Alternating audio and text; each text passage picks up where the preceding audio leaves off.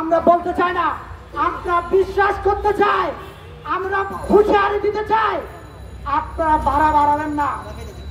এই যে জুলাই বিপ্লবে আপনারা সকলে জানেন, যখন বাংলাদেশ থমথমে পরিস্থিতি হয়েছে, ইন্টারনেট বন্ধ করে দেওয়া হয়েছে, তখন বাংলাদেশের যে সকল প্রবাসী রয়েছে, এই প্রবাসীরাই সোশ্যাল মিডিয়াতে রেমিটেন্স বন্ধ করে বাংলাদেশের সরকারকে জানান দিয়েছিল, তুমি যদি চেয়ার থেকে না নামো তাহলে তোমার গতি আর থাকবে না, তুমি অচিরেই তোমাকে সেই 3 হাত কবর তোমার জন্য রচিত হয়ে গেছে।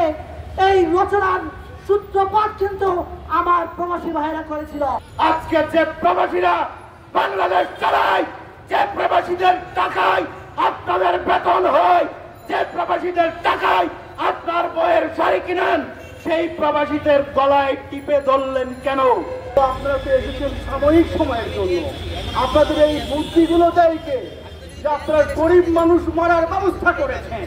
আরে বাবা, বিমানের ভাড়া বৃদ্ধি 10 গুণ করেন, আমার আপত্তি নাই, কিন্তু তারা সকালে ঢাকায় চা খায়, দুপুরে কলকাতায় খাবার খায়, বিকালে সিঙ্গাপুরে ডিনার করে, তাদের ভাড়া ফাটিয়ে দিন, বাড়িয়ে দিন।